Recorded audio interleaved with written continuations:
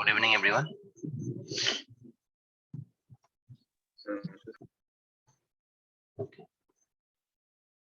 Okay guys, so आज हम लोग शुरू करेंगे WSM मेथड. ठीक है, सो WSM मेथड में तो मैंने बताया था आप लोगों को कि एक टॉपिक आप लोगों को समझना पड़ेगा रिलेटेड टू ट्रांसफॉर्म्ड सेक्शन. ठीक है, जिसका यूज आगे आपका एनालिसिस में आएगा जब हम लोग WSM मेथड से जब फॉर्मूलास को लिखेंगे. ठीक है, तो यहाँ पे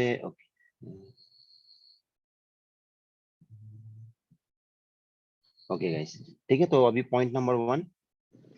ओके गाइस, चलो आप लोग भी लिखो इसको. ठीक है, सो पॉइंट नंबर 1 है आपका इन WSM design stress strain relation is linear. Okay, and hence elastic theory is applicable. Okay, hence elastic theory is applicable.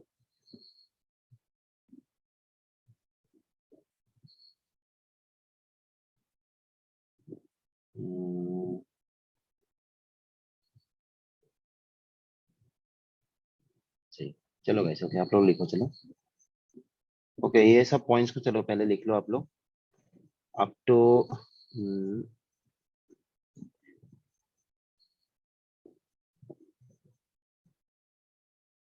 Okay. चलो यहाँ तक लिख लो. ओके ओके, यहाँ तक लिख लो आप लोग.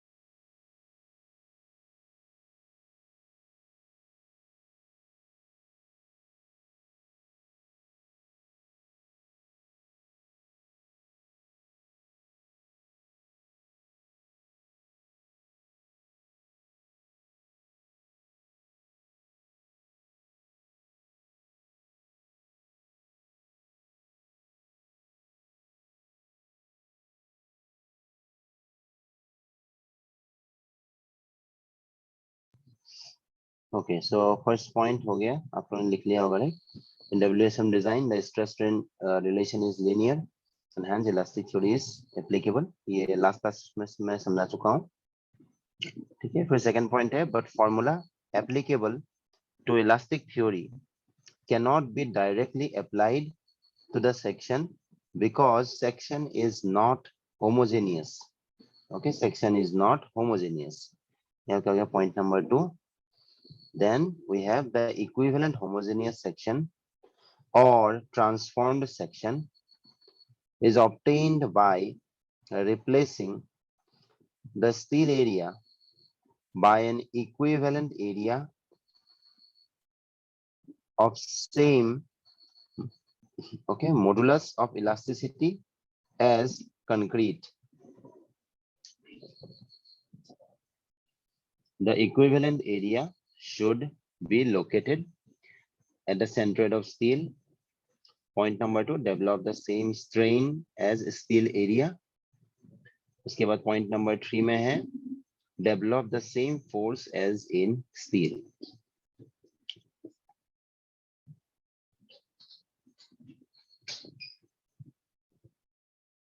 ओके ओके, सबने लिख लिया ये. ओके, किसी का नहीं हुआ है तो बताओ तो.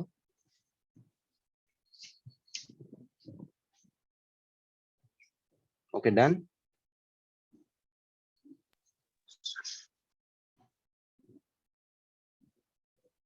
ओके गाइस, ठीक है. ओके, इसका देखो, इसका लॉजिक क्या है. ओके, इसका लॉजिक मैं चलो साइड में सिखाता अभी दिखाता हूँ। लॉजिक देखो ये है कि हम लोगों को क्या पता है कि इन WSN method stress strain relation क्या होता है, लीनियर होता है, and hence elastic theory is applicable.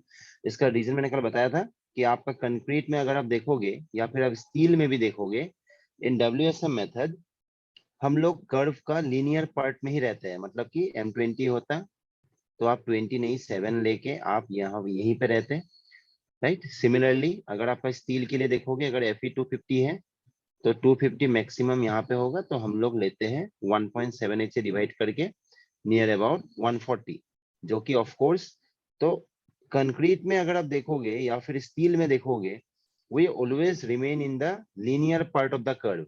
Curve का जो लीनियर पार्ट है उसी में हम लोग रहते हैं।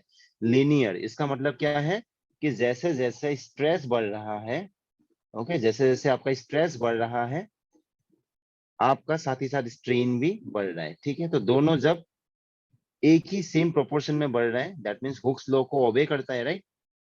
ठीक है, ओके। सो इसीलिए हम लोग इलास्टिक थ्योरी को यूज करते हैं डब्ल्यूएसएम एनालिसिस के लिए। बट अब इलास्टिक थ्योरी का, इलास्टिक थ्योरी को अगर अप्लाई करना है, इसका एक बेसिक प्रिंसिपल ये है कि आप जिस मटेरियल पे इलास्टिक थ्योरी का कॉन्सेप्ट लगाओगे, वो मटेरियल आपका पूरा का पूरा होमोजेनियस होना चाहिए, ठीक है। होमोजेनियस इसका मतलब क्या है कि आपका एक ही मटेरियल का होना चाहिए, एक ही मटेरियल का होना चाहिए। बट इन आरसीसी हम लोग क्या करते हैं, हम लोग कंक्रीट यूज करते हैं और साथ ही साथ हम लोग स्टील को भी यूज करते हैं। तो यहाँ पे देखो कंक्रीट अलग मटेरियल हो गया, स्टील भी अलग मटेरियल हो गया। सो इसीलिए हम लोग यहाँ पे क्या करते हैं, हम लोगों को स्टील को इक्विवेलेंट कंक्रीट एरिया में कन्वर्ट करना पड़ता है, ठीक है। मतलब कि फिजिकली तो उधर में स्टील ही रहेगा, बट एनालिसिस के लिए स्टील के जगह में हम लोग एक इक्विवेलेंट एरिया ऑफ कंक्रीट यहाँ पे लगा लेते हैं। This is just for analysis, physically ये पॉसिबल नहीं है, राइट। तो ये बस करने का रीजन यही है कि हम लोग लगाएंगे इलास्टिक थ्योरी, और इलास्टिक थ्योरी लगाने के लिए पूरा का पूरा मटेरियल आपका होमोजेनियस होना चाहिए, ठीक है। सो आई गेस यहाँ पे किसी को कुछ डाउट नहीं है, राइट। तो उसके बाद, तो यहाँ पे जब हम लोग ट्रांसफॉर्म सेक्शन करेंगे तो बात बस यही है कि कंक्रीट स्टील को, जो स्टील हम लोग यूज करते हैं, इसको हम लोग इक्विवेलेंट कंक्रीट एरिया में कन्वर्ट कर लेंगे, ठीक है। तो दैट मीन्स ट्रांसफॉर्म कर लेंगे। सो अभी देखो, अब स्टील के जगह में कंक्रीट आएगा, तो इसका मतलब ये नहीं कि हम लोग अपना हिसाब से मन मर्जी कितना भी कंक्रीट लगा देंगे। अब कंक्रीट एरिया कितना लगेगा, that depends upon this three factors, ठीक है। ये तीन फैक्टर्स जो मैंने लिखा है, that is the equivalent area should क्या होना चाहिए, be located at the centroid of steel, right. तो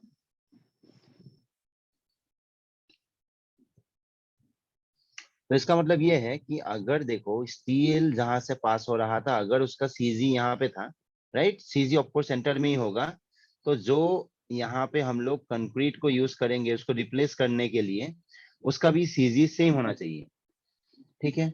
नेक्स्ट, आपका ओरिजिनली स्टील में जितना स्ट्रेन डेवलप होगा, आपका इक्विवेलेंट कंक्रीट एरिया में भी सेम स्ट्रेन डेवलप होना चाहिए।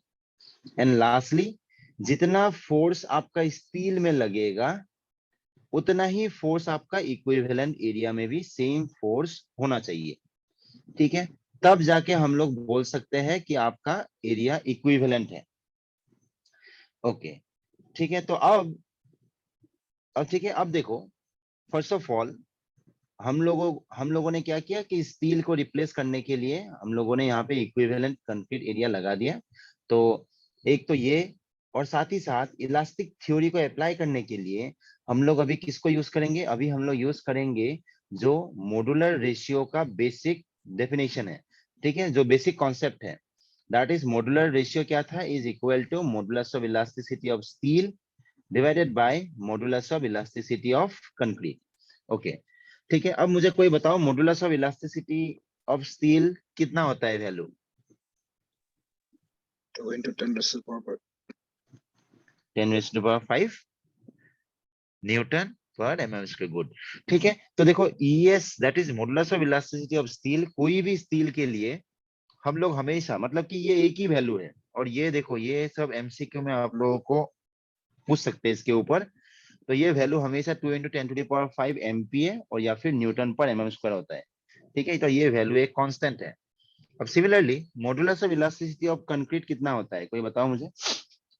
5,000 under root of 6. Okay good, तो ये होता है आपका 5000 into square root of FC के, राइट। तो FC के मतलब कि कैरेक्टरिस्टिक कंप्रेसिव स्ट्रेंथ जितना होगा, ठीक है, उसका स्क्वायर रूट करते हैं। तो अब देखो ये जो modulus of elasticity of concrete का ये जो वैल्यू है, ठीक है, तो ये वैल्यू आपका शॉर्ट टर्म इफेक्ट के लिए है। Short term effect. Short term effect इसका मतलब क्या है कि आज आपने एक बीम बना दिया, तो आज के लिए मॉडुलस ऑफ इलास्टिसिटी का वैल्यू ये है। ठीक है, अब देखो जैसे जैसे आपका टाइम बीतते जाएगा, तो देखो कंक्रीट में आपका ईसी का वैल्यू कम हो जाता है। ठीक है, जो आपका मॉडुलस ऑफ इलास्टिसिटी ऑफ जो कंक्रीट होता है ना, ये value 5000 into square root of FC के नहीं होगा, ये उल्टा कम हो जाता है। ठीक है, तो लॉन्ग टर्म इफेक्ट के लिए आपका EC का वैल्यू होता है 5000 into square root of FC के डिवाइडेड बाय 1 प्लस थीटा। ठीक है, तो इसका देखो रीजन क्या है। रीजन ये है कि कंक्रीट में एक तो आपका श्रिंकेज होगा। ठीक है, मतलब कि आज आपने बीम बना दिया तो उसके बाद भी इसमें श्रिंकेज थोड़ा, मतलब श्रिंकेज तो होगा ही होगा, और श्रिंकेज के साथ साथ क्या होता है, क्रीप भी होगा। ठीक है, तो क्रीप क्या होता है, ठीक है, क्रीप होता है कि अगर आप अपना स्ट्रक्चर पे एक पर्टिकुलर लोकेशन पे एक static load for a long period of time अगर आप रख दोगे, तो उस जगह में कुछ अमाउंट ऑफ डिफॉर्मेशन आपको देखने को मिलेगा। ठीक है, तो ये जो डिफॉर्मेशन होता है, इसको अगर आप लोड को दोबारा हटा भी दोगे, तो ये कभी भी वापस अपना ओरिजिनल फॉर्म में वापस नहीं जाएगा। ठीक है, तो ये जो आपका इसी को हम लोग क्रीप बोलते हैं। ठीक है, जो टाइम डिपेंडेंट फेनोमेनन है, मतलब कि ये एक्चुअली टाइम के ऊपर डिपेंडेंट होता है। ठीक है, तो अब क्रीप से अब देखो ये मैं क्यों बता रहा हूं, क्योंकि देखो यहाँ पे अभी ओके देखो ये बताने का रीजन ये है कि ये जो आपका m का वैल्यू है, मैंने कल बताया था आपको कि m के लिए हम लोग जो दूसरा फॉर्मूला को यूज करेंगे, तो इसका उसके पीछे रीजन यही है कि m है आपका एक्चुअली में ES/EC। आपका EC तो कभी चेंज होता नहीं है, थोड़ा मोड़ा चेंज होता भी है तो उसको नेग्लिजिबल मानते हैं, बट आपका EC में चेंजेस को हम लोगों को कंसिडर करना पड़ता है। तो आपका EC का वैल्यू डिक्रीज होगा ही होगा। ठीक है, तो EC का वैल्यू डिक्रीज होगा तो एक्चुअली आपका m का वैल्यू भी कम होता है। ठीक है, सॉरी आई मीन m का वैल्यू क्या होगा, m का वैल्यू बढ़ेगा। ओके, m का वैल्यू इंक्रीज होता है क्योंकि आपका यहाँ पे न्यूमरेटर इसका वैल्यू कम होगा, EC का वैल्यू कम होता है। ठीक है, तो इसीलिए हम लोग m को s पर जो कोड बुक है उसके हिसाब से क्या है कि m is equal to 3 times sigma CBC करके हम लोग जो मॉडुलर रेशियो का वैल्यू मिलेगा उसी को हम लोग न्यूमेरिकल्स में, मतलब कि एनालिसिस में अप्लाई करते हैं। इसके पीछे रीजन यही है कि ये जो नीचे वाला जो फॉर्मूला है that is 280/3 times sigma CBC, यहाँ पे क्रीप का इफेक्ट को पार्शियली थोड़ा मतलब कंसीडर किया गया है। ऐसा नहीं है कि 100% पूरा जितना होता है वो मतलब कि कंसीडर किया गया है, बट जो ऊपर वाला फॉर्मूला है that is m is equal to ES/EC, इसमें कुछ भी आपका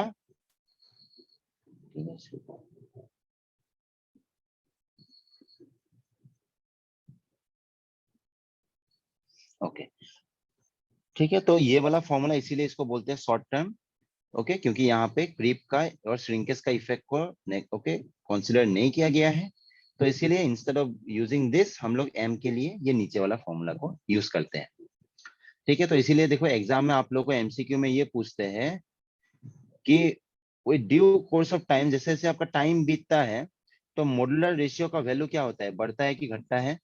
ऑफ कोर्स ये हमेशा क्या होगा, मॉडुलर रेशियो का वैल्यू इंक्रीज होता है। ठीक है ओके गाइस, तो अब देखो ओके अभी बैक टू इसमें आते हैं अभी फिर। ओके ठीक है, तो अब हम लोग अभी इसको, तो मैंने क्या बताया अभी कि ट्रांसफॉर्म करने के लिए एक तो हम लोगों ने क्या किया, स्टील को कंक्रीट इक्विवेलेंट कंक्रीट एरिया में ओके सो कन्वर्ट कर दिया, और साथ ही साथ हम लोग यूज करेंगे m is equal to ES by EC को। ओके ठीक है, तो ये डेरिवेशन के लिए इसीलिए इसको यूज कर रहे हैं अभी। तो अब देखो मैंने यहाँ पे क्या लिखा है, मैंने लिखा है कि इफ मैंने क्या कंसीडर किया है, TA को मैंने stress in steel, that is the actual stress in steel को TA करके लिया है।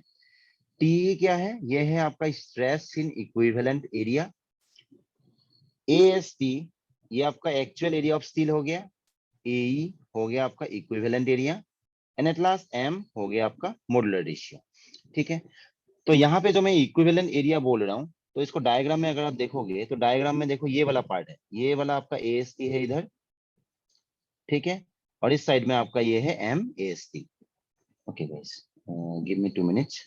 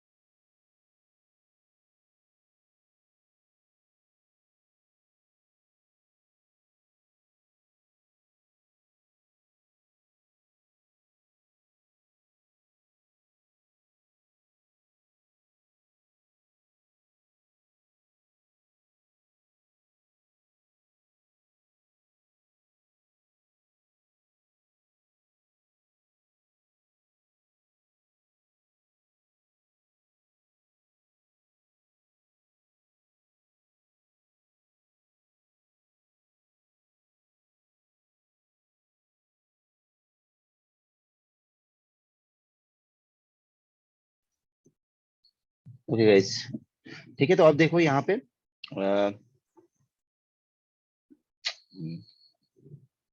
ओके ठीक है, तो अब देखो यहाँ पे मैंने क्या किया है, यहाँ पे मैंने AST के जगह में देखो मैंने यहाँ पे जब इसको कन्वर्ट कर दिया है तो I have written here as MAST। ठीक है, सो ये MAST क्यों लिखा है ये आगे मैं ओके दिखाऊंगा आप लोगों को। तो अब देखो यहाँ पे देखो दो, यहाँ पे देखो जो सबसे ऊपर है यहाँ पे देख लो, अभी द इक्विवेलेंट एरिया क्या होना चाहिए, be located at the centroid of steel. Second point क्या था, develop the same strain as steel area, and thirdly develop the same force as in steel. तो अभी ये जो सेकंड पॉइंट है और ये थर्ड पॉइंट है, इसी को हम लोग यूज करेंगे। तो अब देखो फर्स्ट ऑफ ऑल मैंने यूज किया है, चलो अभी यहाँ पे देखो, ओके यहाँ पे, okay that is from equality, okay from the equality of strain in steel. ठीक है, तो मतलब कि आपका स्टील में जितना स्ट्रेन होगा आपका इक्विवेलेंट कंक्रीट एरिया में भी सेम होना चाहिए, सो स्ट्रेन शुड बी इक्वल। ठीक है, तो उसके बाद देखो मैंने अभी यहाँ पे क्या यूज किया है, that is your stress is equal to modulus of elasticity into strain, which implies strain will be equal to stress by modulus of elasticity. So steel के लिए मैंने यहाँ पे देखो, स्टील के लिए क्या लिया है मैंने, TA करके लिया है उसका स्ट्रेस को, तो सिग्मा के जगह में यहाँ पे लिख दिया TA और नीचे में उसका मॉडुलस ऑफ इलास्टिसिटी, और सिमिलरली इक्विवेलेंट एरिया के लिए TE और उसका modulus of elasticity for equivalent area मैंने लिया है EE करके। ठीक है, सो इक्विवेलेंट एरिया, तो अभी हम लोग स्टील को किस में कन्वर्ट कर रहे हैं, कंक्रीट में। That means equivalent modulus of elasticity for equivalent area क्या होगा, ये तो EC ही होगा, राइट, क्योंकि आप कंक्रीट में इसको कन्वर्ट कर रहे हो। तो यहां से देखो हम लोग को क्या मिला, हम लोग को मिला that is your stress in equivalent area is equal to EE, okay that is equivalent, okay इसको चलो EC करके लिख देते हैं, ठीक है, divided by ES into TA। ठीक है, सो यहाँ से देखो क्या मिला, अभी यहाँ से हम लोग को मिला टीई इज इक्वल टू, मैंने क्या किया, ES बाई EC को नीचे नीचे लेके आया। ओके, इसका रीजन यही है, क्यों, क्योंकि M is equal to ES by EC। ठीक है, तो मैंने इक्विवेलेंट कंक्रीट एरिया को बस यहाँ पे EC से उसको रिप्लेस कर दिया। तो जैसे ही देखो अभी नीचे में क्या आ गया, TA divided by ES by EE। तो व्हाट डज इट मीन, यही तो आपका M है। ठीक है, so that means equivalent area में आपका स्ट्रेस कितना होगा, वो होगा आपका एक्चुअली में स्टील में जितना स्ट्रेस लगेगा divided by modular ratio, that is small m। Okay, उसके बाद चलो ये आप लोग अभी लिख लेना, मैं पहले ओके दोनों कंडीशन को आप लोगों को बता देता हूँ। ठीक है, इसको बताने का रीजन ये है क्योंकि आगे में अभी एनालिसिस में हम लोग स्टील का स्ट्रेस को सीधा स्टील का स्ट्रेस जैसे नहीं लेंगे, उसको हम लोगों को मॉड्यूलर रेशियो m से डिवाइड करना पड़ेगा।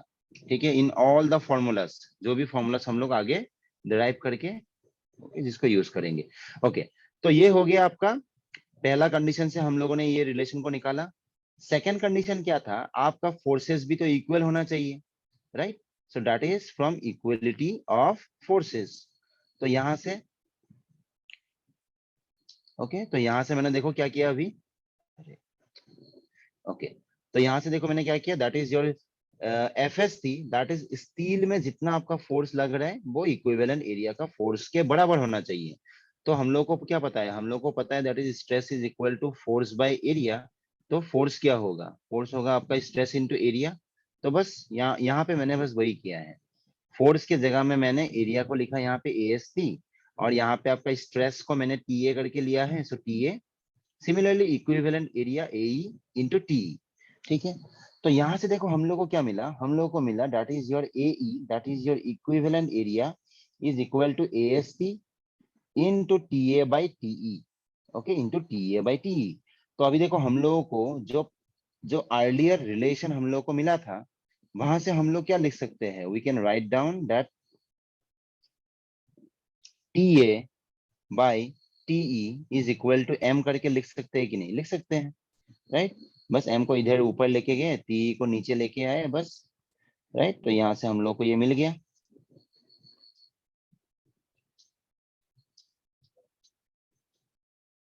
ओके, ठीक है गाइस, तो TA बाई TE के जगह में M लेके हम लोग लेके आए, तो दैट मीन्स इक्विवेलेंट एरिया हमेशा क्या होगा, ये होगा आपका modular ratio multiplied by area of steel.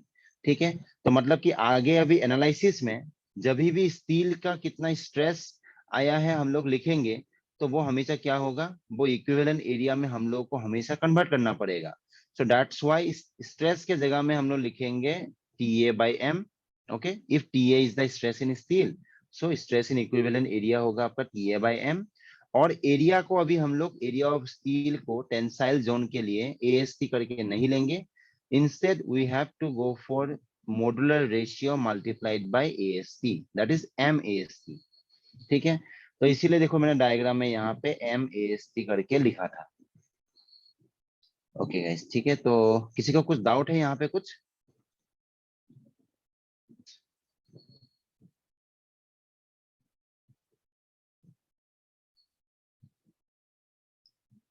Okay guys, चलो डाउट नहीं है तो आप लोग एक काम करो, चलो इसको लिख लो अभी।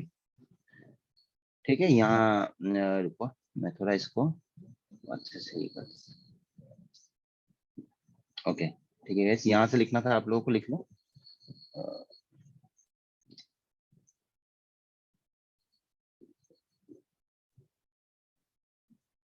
ओके,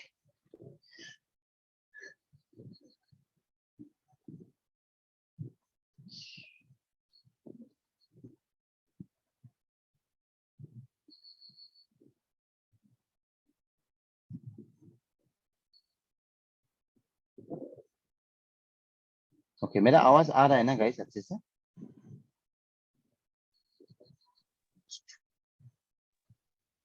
सर इसी जो 65,000 अंतर होता है एफसीके को, सर ये सेकंड मॉडुलस क्यों कहते हैं सर? हाँ हाँ हाँ, फिर से बोलो। सर ये वैल्यू ऑफ ईसी जो होता है ना सर, हाँ हाँ 5,000 एफसीके, सर उसको हाँ तो हाँ, कैंसिल से सेकंड मॉडुलस और टेंजेंट मॉडुलस में सर डिफरेंस क्या है सर? ओके ओके, आप कौन सा बोल रहे हो? जो ईसी का वैल्यू, जो 5000 इंटू स्क्वायर रूट एफसी के, उसको बोल रहे हो? कुछ एमसीक्यूज में से पूछता है कि वो कौन सा मॉड्यूलस है बोल के सर। तो सेकंड मॉड्यूलस है ना, टेंजेंट मॉड्यूलस है बोलेंगे। ओके, वो सेकंड लेते हैं हम लोग। हाँ तो sir if second I, sir कैसा होता है सर, वो समझ में नहीं आता हमको। ओके चलो, इसको मैं ना बाद में जब ओके एलएसएम पढ़ेंगे ना, तब मैं आपको ग्राफ के साथ दिखाऊंगा, ठीक है? मतलब वो एक्चुअली ना उसी में आता है, मतलब कि जो कर्व आपका ऐसे जाता है ना, ऐसे, ठीक सर है? सेकंड में सर दो टच होता है ना, उतना पता है सर, और लाइक टेंजेंट में एक टच होता है। हाँ हाँ सर हाँ हाँ, ये आपने सही बोला है। जो आपका आईएस कोड के हिसाब से ना, हम लोग इसी कर्व में ना, आपका टेंजेंट मॉडुलस जब होता है, जब आपका एक कर्व यहाँ से ऐसे जाता है, एक डॉटेड लाइन ऐसे हम लोग ऐसे करके, ठीक है? तो यहाँ ये वाला पार्ट में हम लोग निकालते हैं टेंजेंट मॉडुलस, और ये वाला पार्ट में आपका होता है सेकंड मॉडुलस करके, ठीक है? जो आपका एक्चुअल वाला और जो आपका आईएस कोड वाला कर्व है ना, उन दोनों का हम लोग मार्जिन पॉइंट्स को निकालते हैं। चलो ठीक है, मैं आगे मैं आपको बताऊंगा, ठीक है? जब हम लोग ये पढ़ेंगे ना एलएसएम मेथड।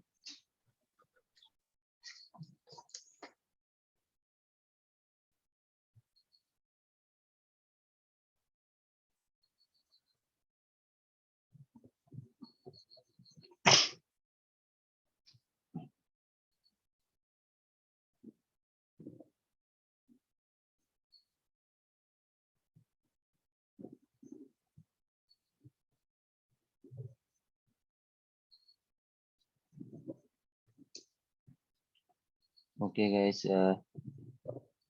सबका हो गया कि किसी का रह गया है, बताओ? नहीं हुआ सर।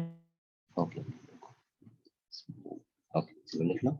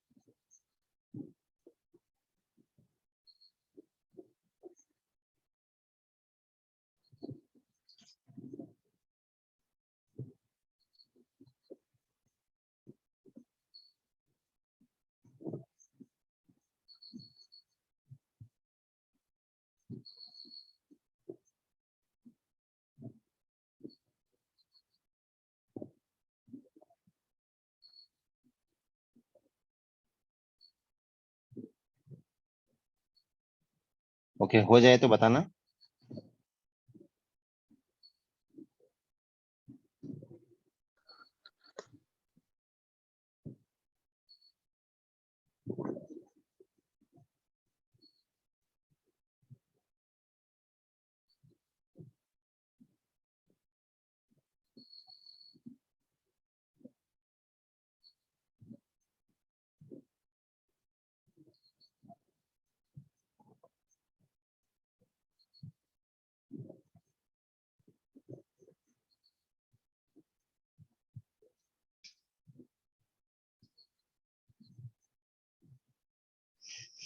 ओके ठीक है, तो यहाँ से देखो, आप लोग को याद करने वाला चीज यही दो है। That is, your equivalent stress will always be equal to actual stress divided by modular ratio, and your equivalent area will always be equal to modular ratio multiplied by actual area of steel।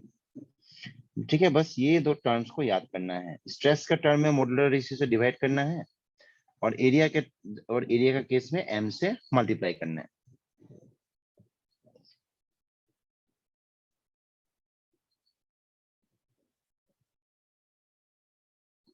Okay done. Yes sir. Okay okay ठीक है, तो अब ठीक है, इन दो को हम लोग आगे भी यूज करेंगे।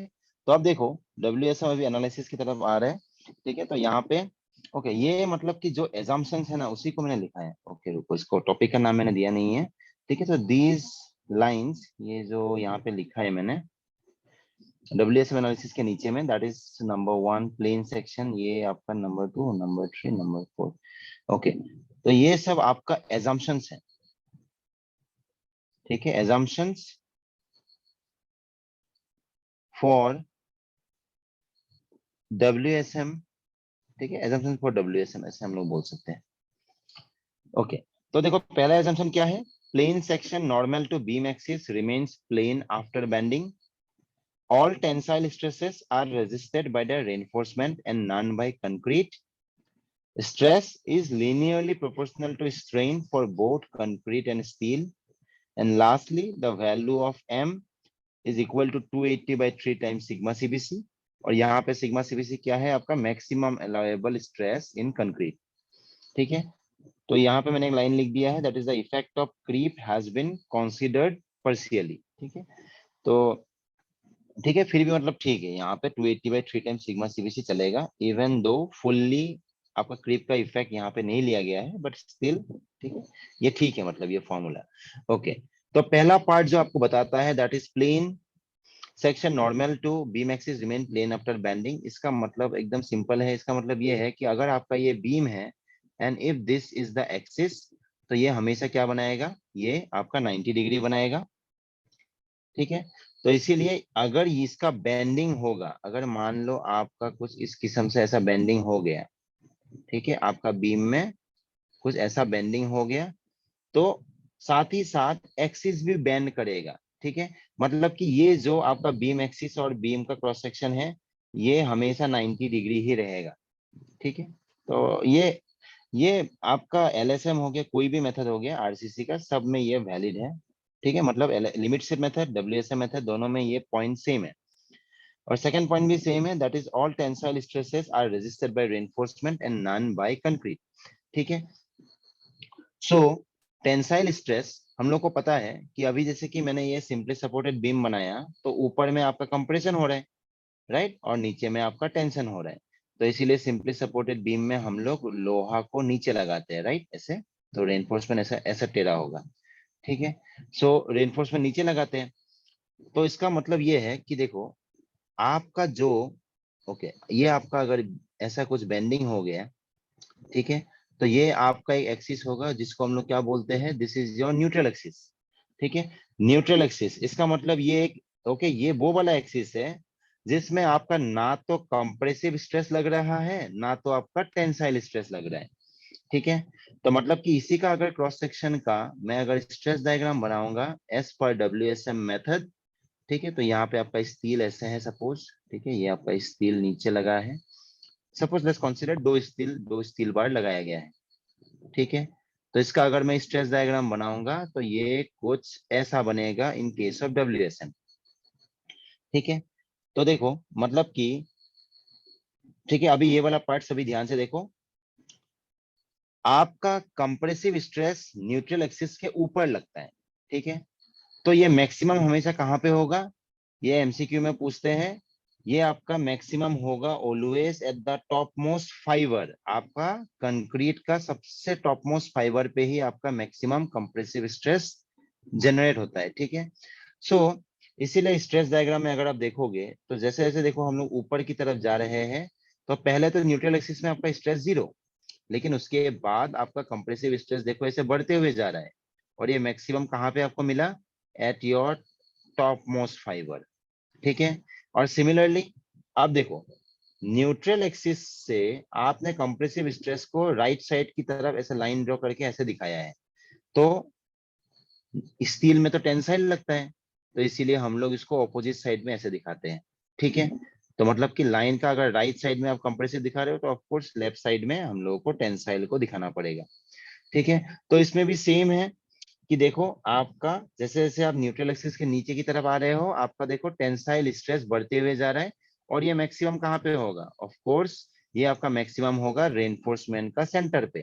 ठीक है, तो अभी अगर आप डायग्राम के हिसाब से देखोगे तो न्यूट्रल एक्सिस का सीधा अगर आप नीचे की तरफ देखोगे तो यहाँ पे तो ये कंक्रीट है, राइट, तो कंक्रीट में भी तो कुछ amount of tensile stress generate हो रहा है, राइट, तो अब एनालिसिस में लिमिट स्टेट हो गया, डब्ल्यूएसएम हो गया, एक बहुत ही इंपॉर्टेंट एजम्पशन ये है कि आपका जो कंक्रीट है ये टेंसाइल स्ट्रेस को झेल ही नहीं रहा है।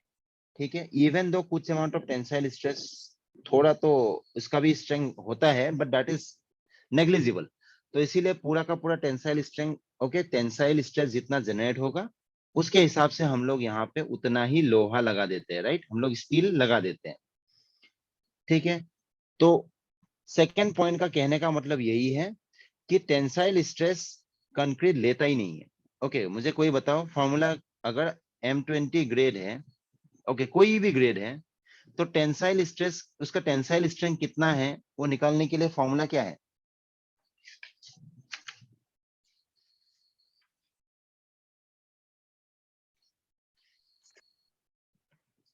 यस, किसी को याद है? 0.7 to something. Sorry. Yes yes, good, 0.7 into square root of FC के। ओके गाइस, ठीक है, देखो ये सब चीजें ही आप लोगों को MCQ में पूछते हैं। ठीक है, आप लोगों को बता देंगे M30 ग्रेड, और आपको पूछेंगे इसका क्या बोलते हैं, टेंसाइल स्ट्रेंथ कितना है। टेंसाइल स्ट्रेंथ फिर फ्लेक्सर करके बोलते हैं इसको, फ्लेक्सर, क्योंकि बेंडिंग के वजह से ही तो आ रहा है। ठीक है, सो ये कितना है, तो ये आपको सीधा हमेशा 0.7 into square root of FC के करके निकालना पड़ेगा। ठीक है, तो ये है एक्चुअली उस ग्रेड ऑफ कंक्रीट का। तो FCK के जगह में बस 30 लगा देंगे, तो 0.7 इंटू स्क्वायर रूट 30 करना है। ठीक है, तो this is your characteristic tensile strength for that particular grade. ठीक है, सो ओके चलो, अभी ये तो फॉर्मूला मैंने बता दिया, ये आप लोग को याद करना है। ठीक है, तो अब देखो जो सेकंड पॉइंट है ये आप लोग को याद करना है, दैट इज टेंसाइल स्ट्रेस। पूरा का पूरा स्टील ही लेगा, कंक्रीट थोड़ा सा भी नहीं लेता है। और थर्ड पॉइंट ये WSM मेथड के लिए ही है बस, that is stress is linearly proportional to strain for both concrete and steel, right. और ये मैं ऑलरेडी आप लोग को बता चुका हूं ये क्यों होता है।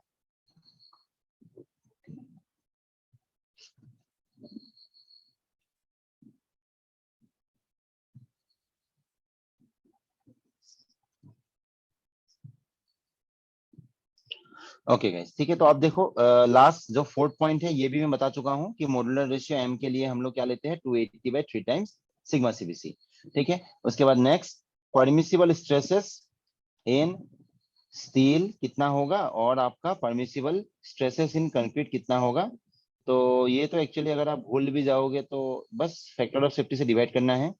ठीक है, बस फैक्टर ऑफ सेफ्टी से हम लोगों को डिवाइड करना है। तो माइल स्टील है, Fe 250 है। ठीक है, तो बस इसको हम लोग डिवाइड करते हैं 1.78 से, तो अप्रोक्सीमेटली जो करेक्ट वैल्यू है वो आप लोग को मिल जाएगा। बट IS कोड के हिसाब से उसी को उन्होंने फिक्स कर दिया है 140। ठीक है, 140, लेकिन इसका और एक वैल्यू है 130।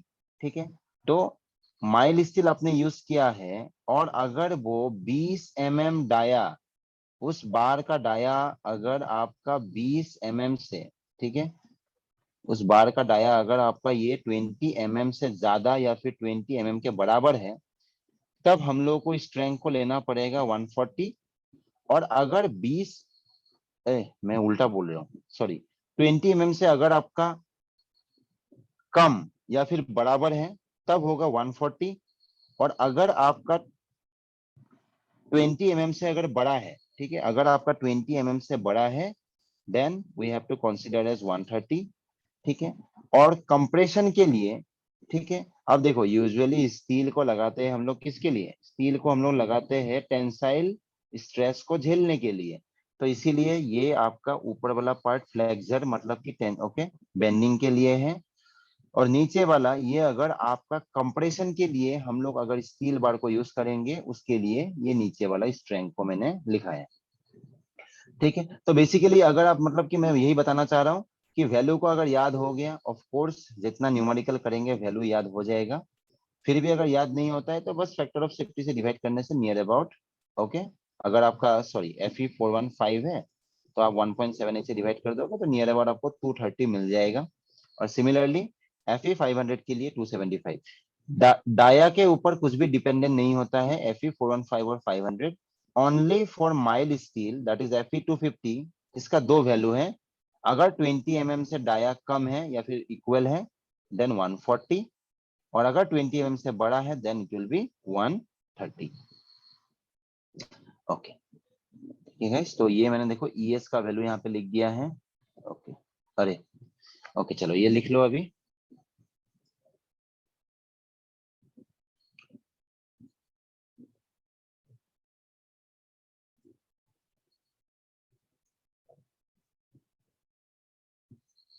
ओके, सबको दिख रहा है गाइस कि थोड़ा छोटा हो गया? दिख रहा है। ओके चलो ठीक है। ओके वन मोर थिंग, देखो मैंने कंक्रीट के लिए नहीं बताया, कंक्रीट के लिए भी सेम है, M15 है तो इसका सिग्मा सीबीसी क्या होगा? देखो सिग्मा सीबीसी, सिग्मा एससी, ये सब क्या है? ये सब है आपका मैक्सिमम परमिसिबल स्ट्रेस कितना है, राइट? क्योंकि डब्ल्यूएसएम में हम लोग लिमिट कर देते हैं, तो मैक्सिमम हम लोग कितना अलाउ करेंगे वो निकालने के लिए हम लोग मैक्सिमम परमिसिबल स्ट्रेस करके लिखते हैं। तो सिग्मा सीबीसी कंक्रीट के लिए, सिग्मा एससी स्टील के लिए। ओके तो M15 है तो एफसी क्या होगा? 15। फैक्टर ऑफ सेफ्टी कितना था? 3।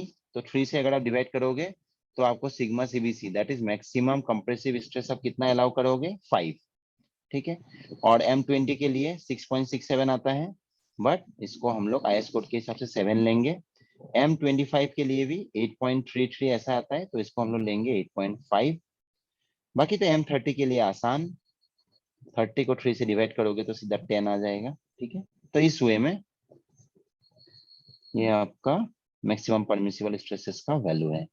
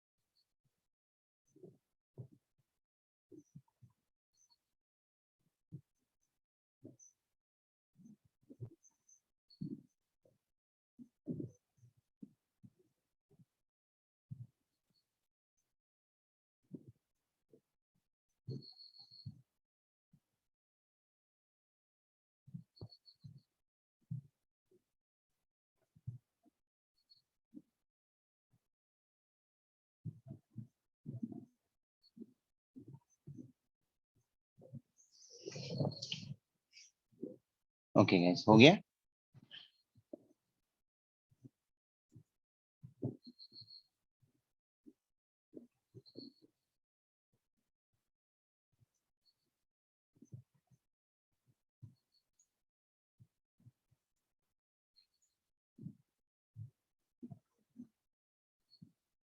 ओके हो गया ना गाइस?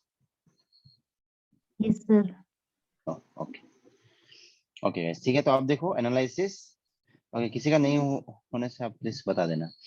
ओके ठीक है, तो आप देखो एनालिसिस। ओके अभी एनालिसिस देखेंगे फॉर सिंगली रेनफोर्स बीम।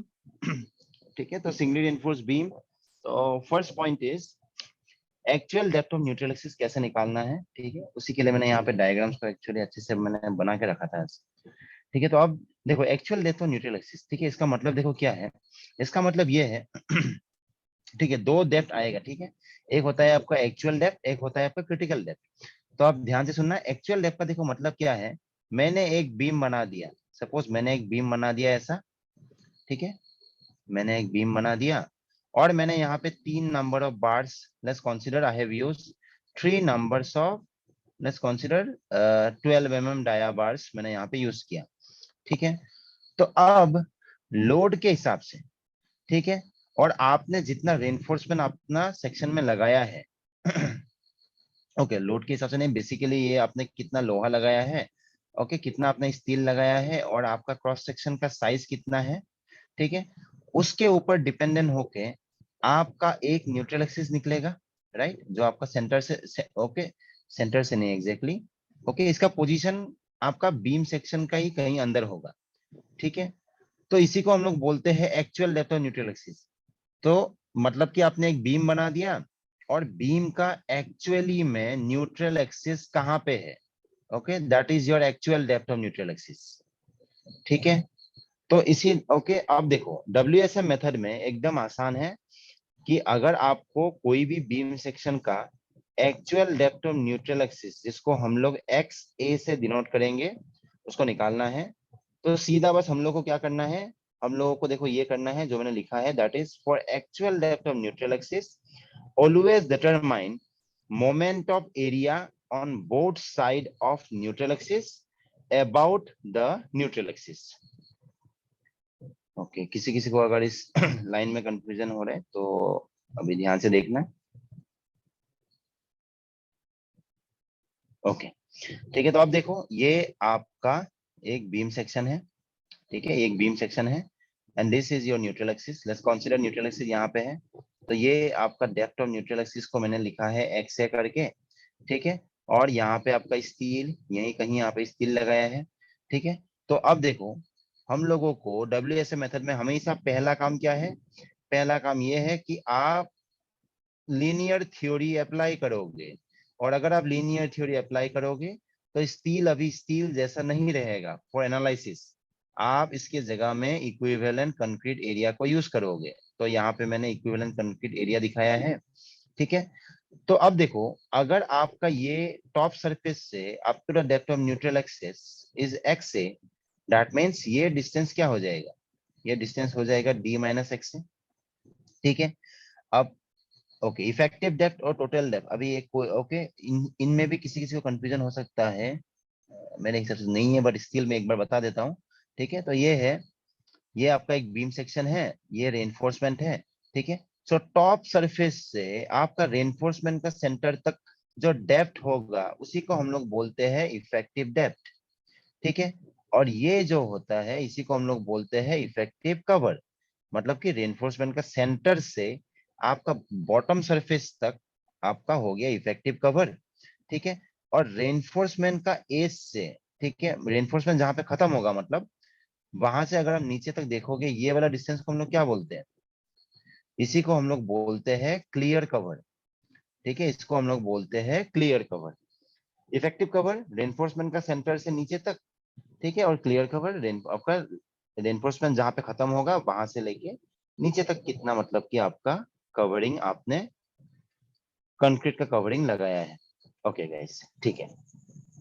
सो अब ठीक है, अब आते हैं वापस यहाँ पे, ठीक है। तो अब देखो मैंने विड्थ को ले लिया है कैपिटल V करके, ठीक है, और ये डेप्थ अभी हम लोग को पता चल गया, ये डेप्थ क्या होगा, इफेक्टिव डेप्थ, ठीक है।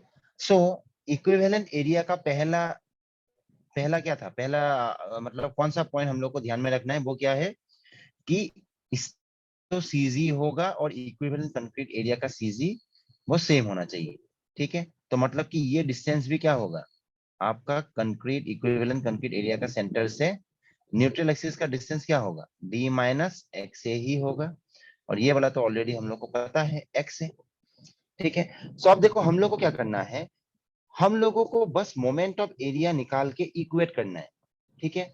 सो न्यूट्रल एक्सिस के अबाउट ही आप लोगों को मोमेंट लेना है। मोमेंट किसका लेंगे, मोमेंट लेंगे एरिया का, ठीक है। तो अभी ओके, सिर्फ मैं अलग कलर यूज करता हूँ, ओके ठीक है। तो आप देखो ये वाला एरिया हो गया आपका न्यूट्रल एक्सिस का ऊपर वाला एरिया, ठीक है। सो एरिया क्या होगा, एरिया होगा आपका B इंटू एक्स से, होगा कि नहीं, होगा, राइट। सो हम लोगों को अभी क्या करना है, इस एरिया का मोमेंट लेना है, किसके अबाउट, न्यूट्रल एक्सिस के अबाउट।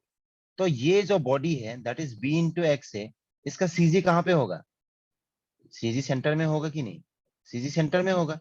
तो CG अगर सेंटर में है तो ये डिस्टेंस ऑटोमेटिकली क्या हो जाएगा, XA/2 होगा कि नहीं, होगा।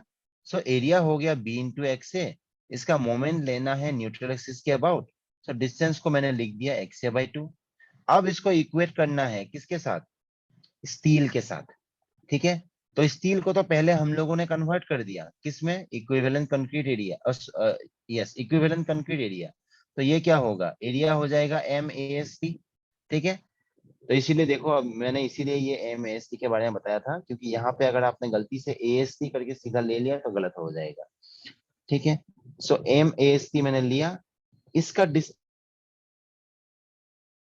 डिस्टेंस हो जाएगा d माइनस एक्स से, होगा कि नहीं होगा, राइट।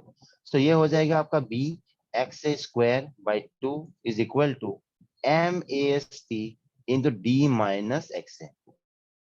तो बस यही फॉर्मूला हम लोग को लगाना है, ठीक है, जब भी हम लोगों को actual depth of neutral axis को निकालना पड़ता है, ठीक है। तो इसी चीज को मैंने अच्छा डायग्राम के साथ यहाँ पे लिख दिया है, ठीक है। चलो आप लोग भी इसको लिख लो।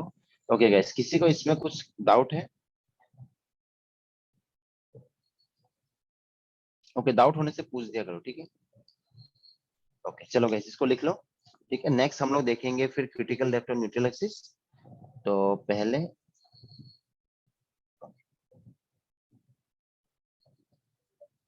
चलो ओके, इसको चलो आप लोग पहले लिख लो।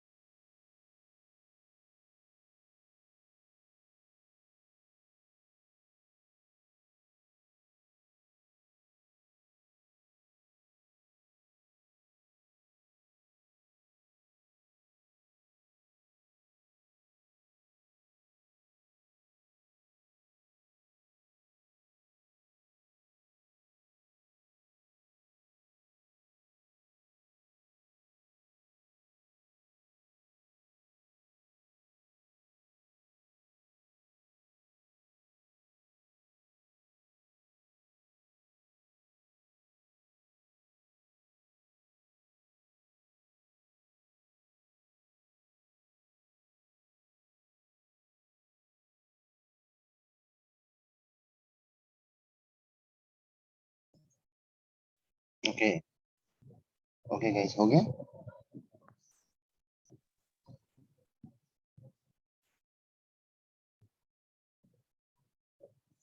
ओके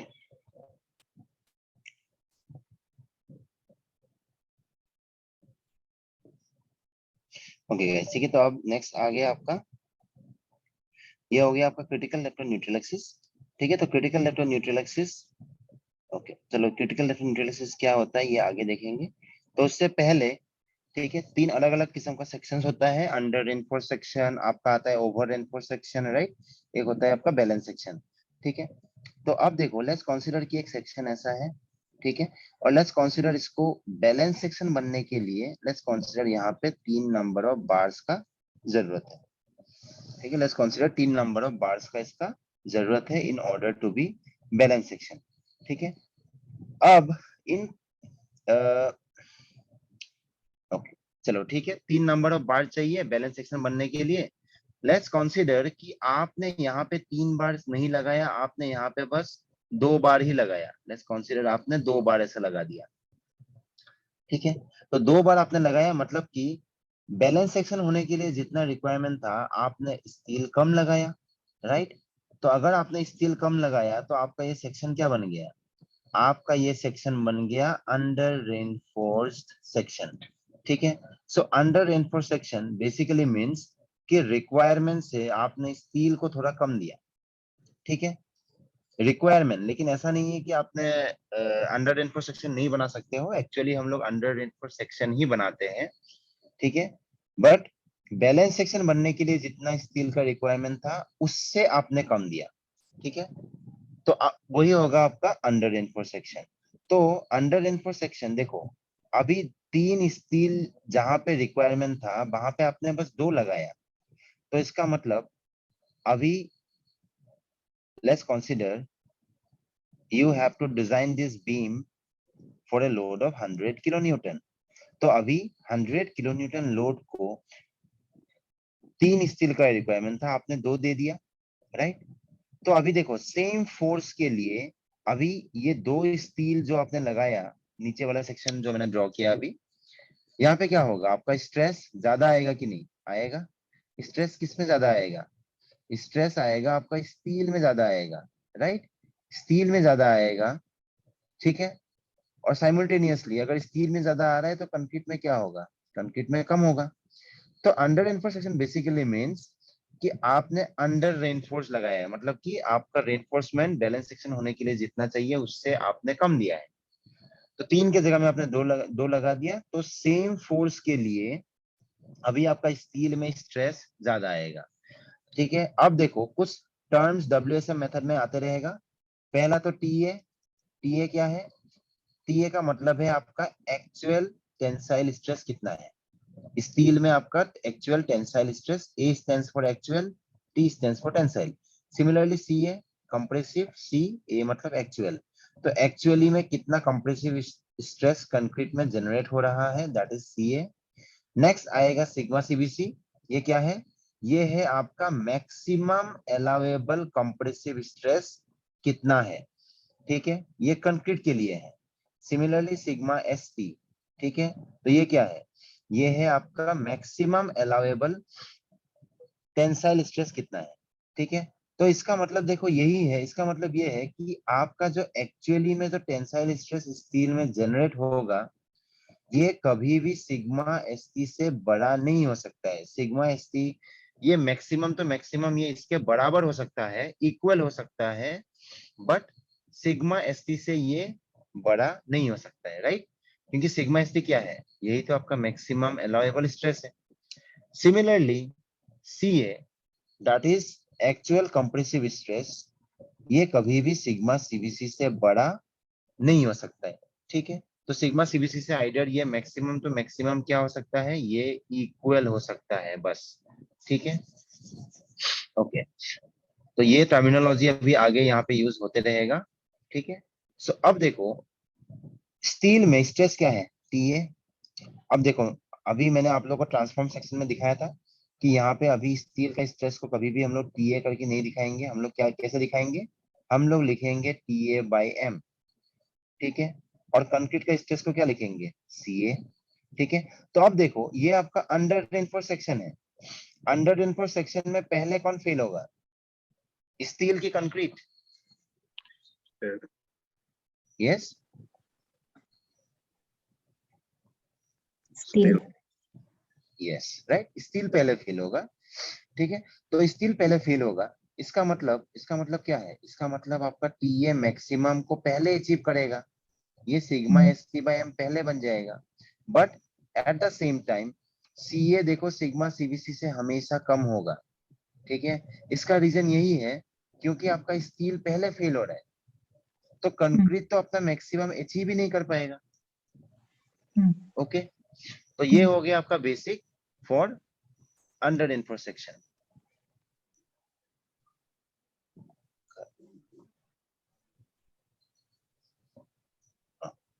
ओके, ठीक है, तो ये हो गया आपका तो मतलब अंडर रेनफोर्स सेक्शन आप लोगों ने समझ लिया।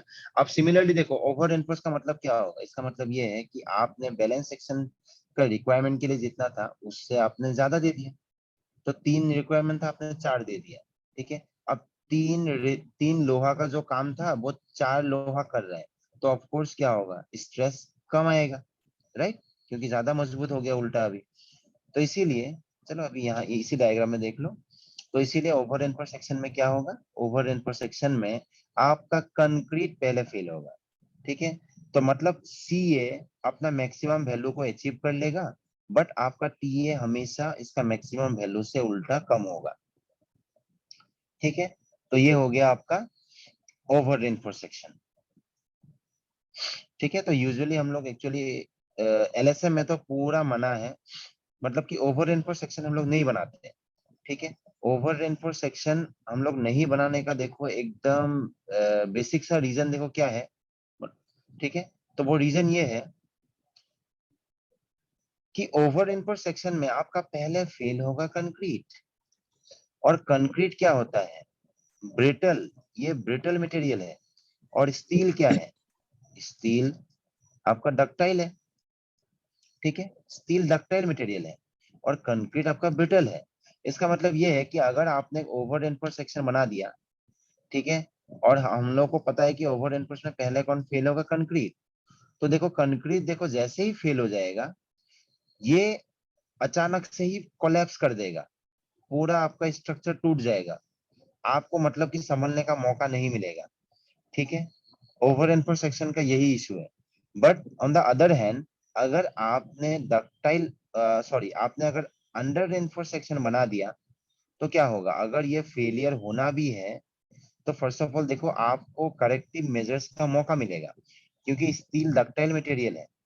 तो इसीलिए देखो, अगर ऐसा समझ लो आपने ये इसी बीम को अगर आप साइड व्यू से देखोगे, लेट्स कंसीडर कि लोड की वजह से यहाँ पे एक्सेसिव डिफॉर्मेशन आ गया, तो देखो आपको नीचे में पूरा ऐसा लोहा दिखाई देगा, ठीक है, आपको देखो स्टील बार्स दिखाई देगा, मतलब कि फर्स्ट ऑफ ऑल वो कवर वाला पार्ट टूट जाएगा, फिर आपको स्टील दिख जाएगा।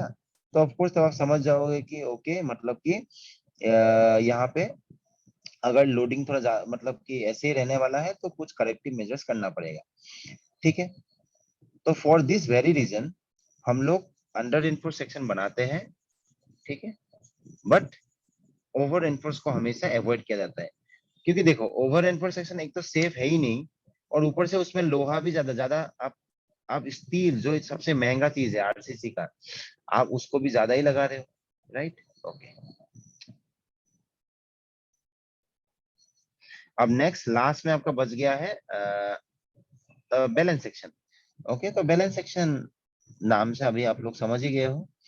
तो बैलेंस सेक्शन देखो क्या है, बैलेंस सेक्शन मतलब कि एक ऐसा सेक्शन जिसमें कंक्रीट भी अपना मैक्सिमम अचीव करेगा और साइमल्टेनियसली मतलब कि उसी टाइम पे स्टील भी अपना मैक्सिमम अचीव कर लेगा, ठीक है। तो अब आते हैं वापस critical depth of neutral axis, ठीक है। So critical depth of neutral axis ये बेसिकली आपका बैलेंस सेक्शन का जो डेप्थ ऑफ न्यूट्रल एक्सिस होता है, उसी को हम लोग critical depth of neutral axis बोलते हैं, ठीक है। तो critical depth of neutral axis ये एक ऐसा न्यूट्रल एक्सिस है जिसमें कंक्रीट अपना मैक्सिमम परमिसिबल स्ट्रेस को अचीव कर लेगा और उसी टाइम में स्टील भी, ओके, आपका स्टील भी अपना मैक्सिमम स्ट्रेस को अचीव कर लेगा, ठीक है, एट द सेम टाइम, ठीक है। तो उसी चीज को मैंने यहाँ पे लिख दिया है, ओके, ठीक है। तो अब चलो ये आप लोग को मैं लिखने का मौका दूंगा, तो पहले मैं ये आप लोग को समझा लेता हूँ, ठीक है। तो ये वाला पार्ट देखो, अभी अभी देखो मैंने क्या किया,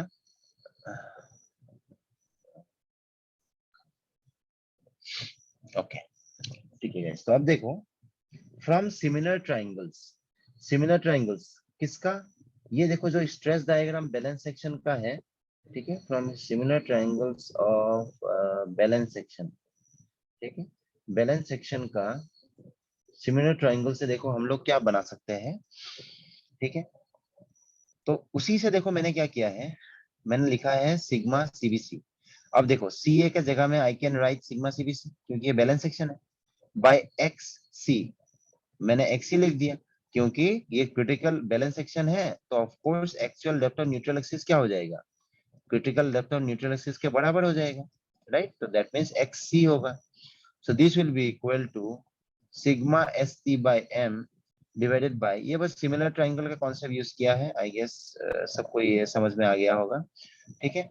तो देखो ये सिमिलर ट्राइंगल से जो हम लोग को इक्वेशन मिला, इसी को अगर मैं आगे सॉल्व करूंगा तो आपको मिलेगा X C is equal to M sigma CBC, okay, by M sigma CBC plus sigma S T into D, ठीक है। तो ये जो m sigma CBC by m sigma CBC plus sigma ST, इसी को हम लोग डिनोट करते हैं कैपिटल के से, ठीक है।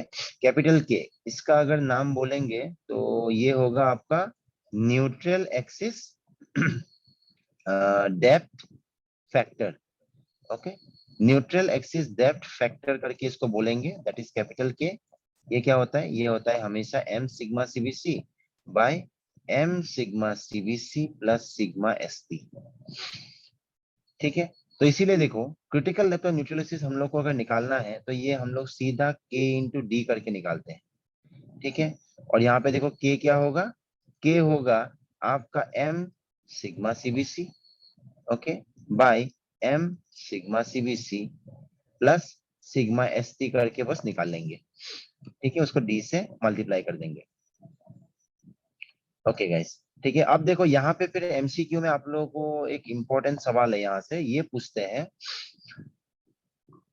k का वैल्यू किस पे डिपेंड करता है।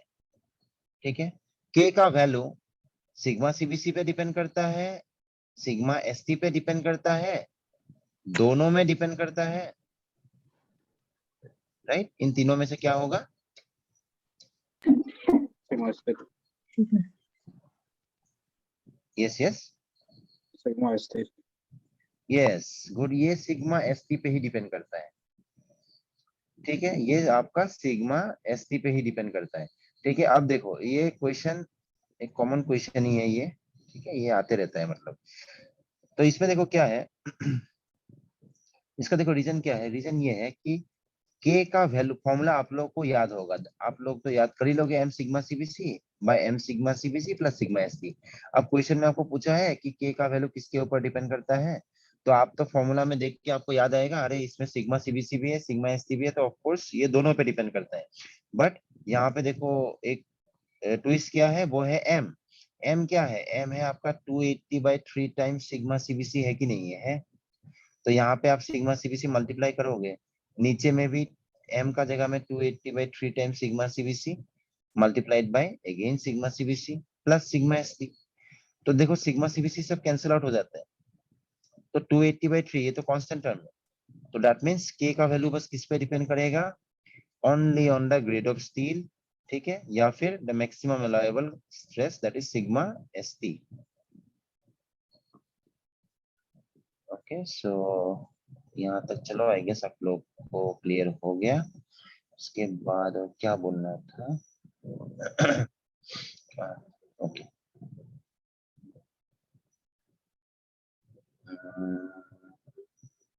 ओके चलो यहाँ तक अभी आप लोग सुन ही लो। ठीक है, अब देखो यूज ऑफ एक्सी। ठीक है, एक्सी का देखो काम काम क्या है। ठीक है, अब देखो हम लोग क्या करेंगे, फर्स्ट ऑफ ऑल जो मैंने आप लोग को जैसे बताया है, ऐसे आप लोग एक्से को निकाल लोगे, मोमेंट ऑफ एरिया को न्यूट्रल एक्सिस के अबाउट इक्वेट करके आप एक्से को निकालोगे, और एक्सी को कैसे निकालोगे, एक्सी को निकालोगे के इंटू डी करके। उसके बाद देखो सीधा इन दोनों को ही कंपेयर करके हम लोग बोल सकते हैं कि हम लोग का सेक्शन अंडर रेनफोर्स्ड होगा, ओवर रेनफोर्स्ड होगा, या फिर बैलेंस्ड होगा, राइट। क्योंकि देखो अगर आपका एक्स से एक्सी से बराबर है, इसी को तो हम लोग बैलेंस सेक्शन बोलते हैं, राइट, ये बैलेंस सेक्शन है। एक्स से का वैल्यू अगर आपका एक्स सी से कम आ गया, तब ये हमेशा क्या होगा, ये होगा आपका under reinforced section. Yes right, ये अंडर रेनफोर्स्ड सेक्शन होगा। और सिमिलरली अगर आपका एक्स का वैल्यू एक्स से उल्टा बड़ा आ जाएगा, ये आपका हो जाएगा ओवर रेनफोर्स्ड सेक्शन। ठीक है, तो ये बेसिकली ये डायग्राम में ही आप लोगों को क्लियर हो ही जाएगा, राइट। अब देखो पहला केस जो मैंने केस 1 करके लिखा है अंडर रेनफोर्स्ड सेक्शन, तो यहाँ पे देखो ऑफ कोर्स ये कहीं नीचे होगा, यहाँ पे एक्सी बैलेंस सेक्शन के लिए, राइट। तो ये देखो एक्सी यहाँ तक होगा, तो एक्सी अगर यहाँ तक है तो यहाँ पे क्लियर है। क्लियर क्या है कि आपका actual depth of neutral axis critical depth of neutral axis से कम आ गया, तो मतलब कि सेक्शन क्या है, अंडर रेनफोर्स्ड सेक्शन, राइट। और सिमिलरली अब नीचे वाला फिगर में अगर आप देखोगे तो ओवर रेनफोर्स्ड सेक्शन में यहाँ तक आपका एक्सी है, तो यहाँ पे देखो actual depth of neutral axis उससे भी बड़ा आ गया, राइट। बस इसीलिए हम लोग एक्स से और एक्सी को ओके इन वैल्यू को कैलकुलेट करके सीधा बोल सकते हैं कि हम लोग का सेक्शन ओवर है या अंडर है, ओके, या फिर बैलेंस।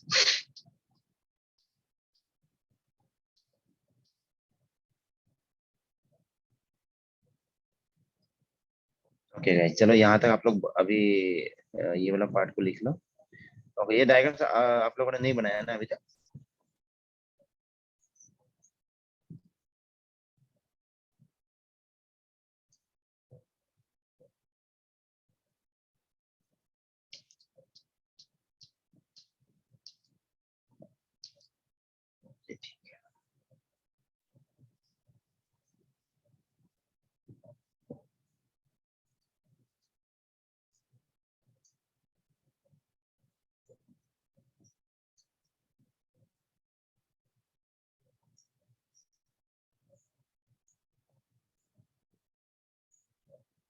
ओके गाइस, ये डायग्राम बनाया है आप लोगों ने? नहीं बनाया ना?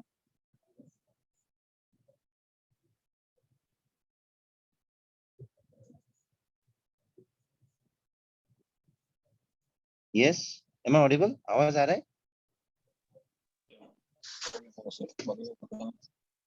Okay okay. तो ये सब मैंने आप लोगों को लिखने का मौका नहीं दिया ना अभी तक, कि लिख लिया आप लोगों ने?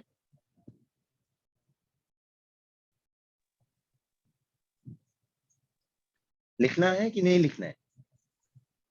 मैंने तो लिख लिया सर। ओके ओके ओके, किसी का रह गया?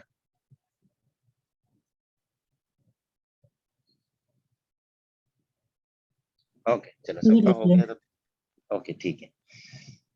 ठीक है, तो अब ओके, तो बाकी तो मैं अभी यहाँ तक बता चुका हूँ। अब लास्ट लास्ट रह गया आप लोगों का बेंडिंग मोमेंट का फॉर्मूलाज। ओके चलो, अगले क्लास में तो हम लोग न्यूमेरिकल्स देखेंगे। ठीक है, मैं अभी आप लोगों को तब तो ये मोमेंट ऑफ रेजिस्टेंस का फॉर्मूला को बस बता देता हूँ। ओके, तो बेंडिंग मोमेंट या फिर मोमेंट ऑफ रेजिस्टेंस, ठीक है। So due to external load, moment developed in the section is called bending moment, right? तो moment of resistance क्या है? Maximum capacity of a section to resist bending moment is called moment of resistance, that is MR। ठीक है, तो एक beam में आप जब एक्सटर्नल लोडिंग दोगे, उसके वजह से क्या होगा? बेंडिंग मोमेंट डेवलप होगा, राइट? तो ऑलमोस्ट सेम ही है कॉन्सेप्ट। बेंडिंग मोमेंट मतलब कि लोडिंग की वजह से आता है, मोमेंट ऑफ रेजिस्टेंस मतलब कि आपका सेक्शन कितना मोमेंट झेल सकता है। जिस पॉइंट में आपका bending moment moment of resistance से बड़ा हो जाएगा, आपका सेक्शन फेल कर जाएगा, ठीक है। सो स्टेबल रहने के लिए मतलब कि बेंडिंग मोमेंट आपका हमेशा क्या होना चाहिए? मोमेंट ऑफ रेजिस्टेंस के बराबर रहना चाहिए। ओके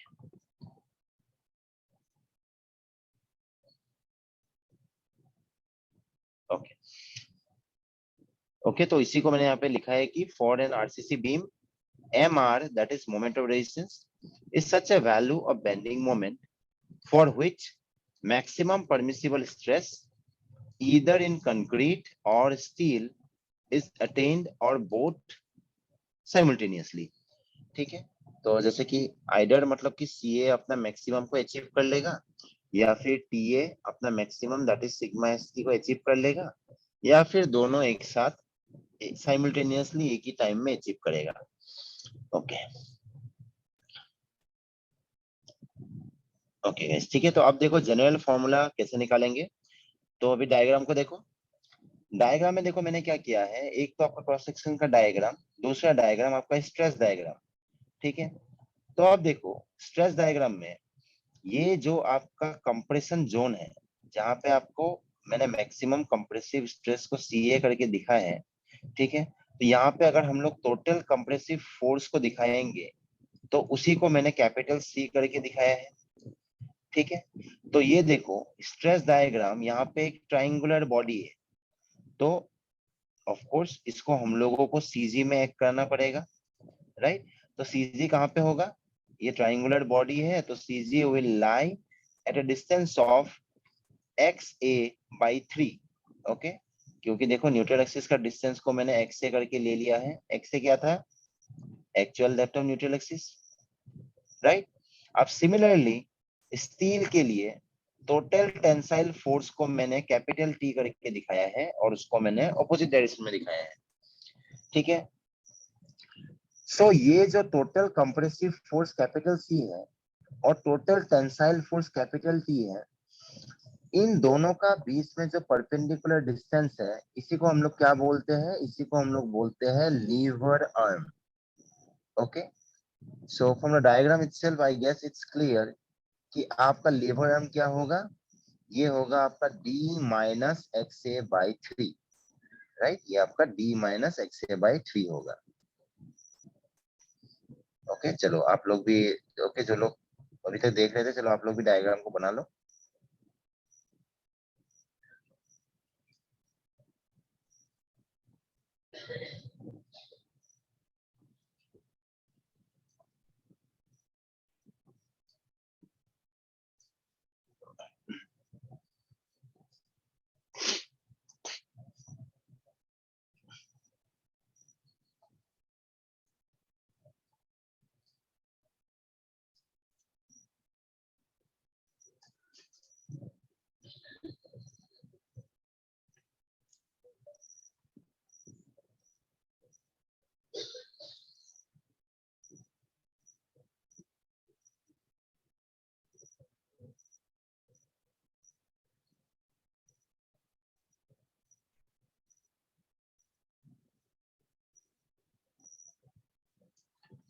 ओके गाइस, ठीक है, चलो अभी मैं सुना देता हूँ।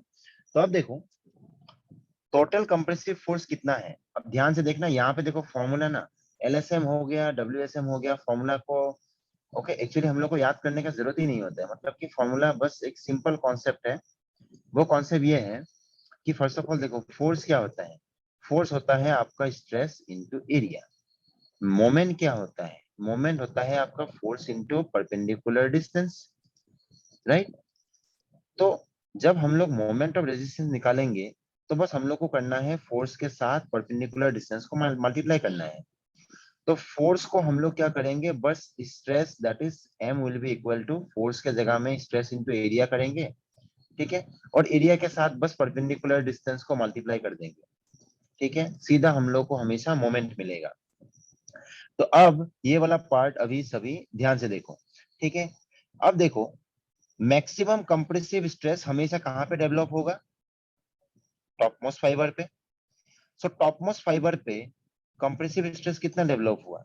सीए। न्यूट्रल एक्सिस में कंप्रेसिव स्ट्रेस कितना होगा? 0। तो ये जो पूरा का पूरा एक्सए वाला डेप्थ है, ठीक है, ये वाला जो सेक्शन है, तो इस सेक्शन का एरिया क्या होगा? एरिया होगा आपका बी इंटू एक्सए, होगा कि नहीं? होगा, राइट। तो अब देखो मैं यहाँ पे क्या निकाल रहा हूँ, मैं यहाँ पे टोटल कंप्रेसिव फोर्स को निकाल रहा हूँ। तो फोर्स क्या होता है? फोर्स होता है आपका स्ट्रेस इनटू एरिया। तो एरिया तो मुझे मिल गया। अभी स्ट्रेस क्या होगा? स्ट्रेस देखो ये एक ट्राइंगुलर मतलब कि लीनियरली वेरिंग आपका स्ट्रेस डायग्राम है। इस एंड में 0 है, इस एंड में सीए है। तो एवरेज क्या होगा? एवरेज होगा आपका 0 प्लस सीए बाई 2, होगा कि नहीं? होगा। So therefore total compressive force क्या हो जाएगा? एरिया हो गया आपके पास बी इंटू एक्स है, और स्ट्रेस क्या हो गया? सी ए बाई 2, ठीक है। So therefore moment of resistance क्या होगा? बस अभी फोर्स के साथ परपेंडिकुलर डिस्टेंस को मल्टीप्लाई कर देंगे। फोर्स तो हम लोग को मिल गया B into X A into C A by 2। Perpendicular distance क्या होगा? Lever arm. ये जो लीवर आर्म है उसी को तो हम लोग हमेशा यूज करेंगे। मतलब कि टोटल कंप्रेसिव फोर्स कितना मोमेंट दे रहा है आपका, जहां पे स्टील सॉरी टेंसाइल जोन का सीजी है, और फिर टेंसाइल जोन कितना मोमेंट दे रहा है उसके लिए सेम वे में बस स्ट्रेस इनटू एरिया कर लेंगे, उसके बाद बस सेम लीवर आर्म से मल्टीप्लाई कर देंगे। ओके। अब देखो अब सिमिलरली स्टील, अब नीचे वाला स्टील के लिए देखो, स्टील के लिए देखो अभी, तो इसके लिए भी देखो same concept, total tensile force will be equal to stress into area. तो स्ट्रेस क्या है? स्ट्रेस है आपका TA बाई एम, है कि नहीं है? TA बाई एम है। एरिया के जगह में मैंने क्या बोला था, स्टील के लिए हमेशा क्या लेना पड़ेगा? MAST। तो एम एम कैंसिल आउट, तो अल्टीमेटली देखो स्ट्रेस इनटू एरिया करके रह गया फॉर टोटल टेंसाइल फोर्स, ठीक है। तो फोर्सेस का लॉजिक आई गेस क्लियर हो गया। किसी का कुछ डाउट है?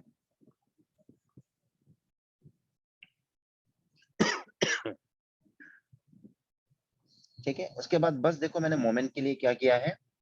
मोमेंट के लिए बस मैंने लीवर आर्म को मल्टीप्लाई कर दिया है, d माइनस एक्स बाई 3 को बस मल्टीप्लाई कर दिया। ओके, मुझे मोमेंट मिल गया। ओके गाइस, चलो अभी ये यहाँ तक लिख लो।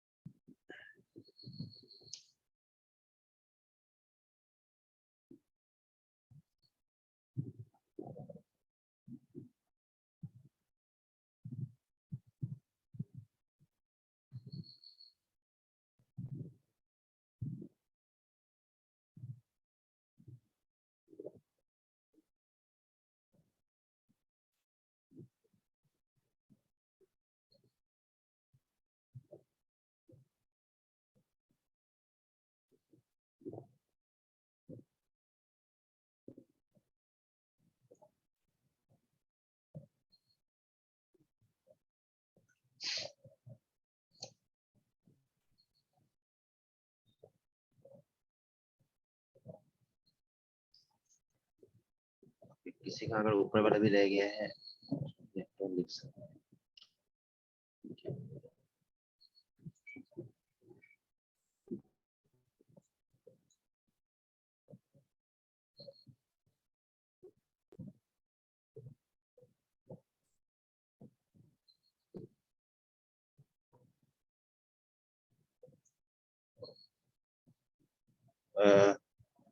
ओके, किसी का ऊपर वाला पार्ट सबका हो गया लिखना वाला। सर थोड़ा ऊपर कीजिए तो, एक मैंने छोड़ दिया था। हाँ ये यूज ऑफ एक्सी वाला। जी। Okay okay.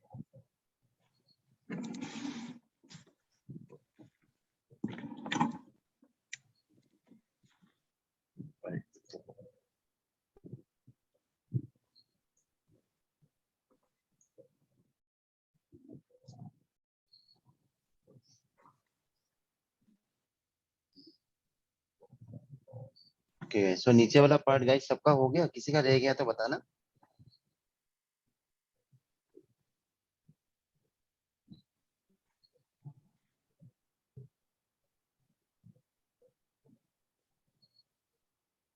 ओके चलो गाइस, जिनका हो गया है जहां तक एमआर का फॉर्मूला तक, ओके चलो आज के लिए ओके इतना ही।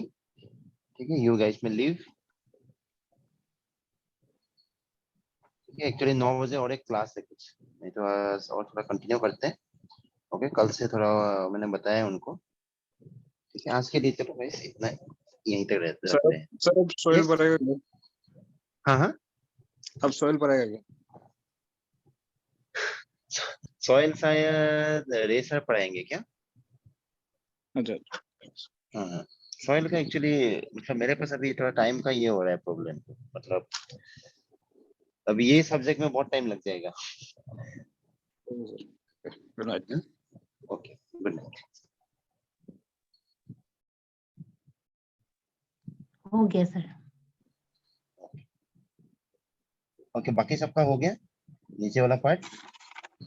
और सर आज का क्लास का फर्स्ट वाला को दिखाई तो उधर लेट हो गया था मेजर।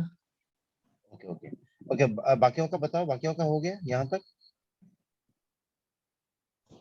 हो गया सर। ओके ओके ठीक है। ओके, आप लोग तो स्क्रीनशॉट भी सेव कर सकते हो ना? ठीक है, ओके ठीक है गाइस। ओके, जिनका हो गया यू गाइस में लीव। Okay, good night. हाँ, आप कौन सा पार्ट बोल रहे थे? ये हाँ वाला ये पार्ट? वाला। हाँ होगा सर, मैं स्क्रीनशॉट ले लिया, मैं लिख लूंगी। स्क्रीनशॉट, ये वाला पार्ट ना, ऊपर वाला। Okay done. ठीक है। सर हाईवे को आप पढ़ाएगा क्या? हाईवे तो मैंने एक बार पहले पढ़ाया था, लेकिन हाईवे शायद दूसरा सर पढ़ाएंगे क्या इस बार? वो रशीद सर पढ़ा रहे शायद। आपका नहीं हुआ है क्या हाईवे? ओके ओके, अभी तो मेरा सब्जेक्ट कुछ अता पता ही नहीं हो रहा है, मतलब मैं इसीलिए पहले इसको खत्म करना चाह रहा हूँ, क्योंकि बाकी जी सब्जेक्ट एक्चुअली आपका जैसे हाईवे छोटा सब्जेक्ट है ना, जी तो बाद में देखेंगे बोल के। होगा, ठीक है। ठीक है।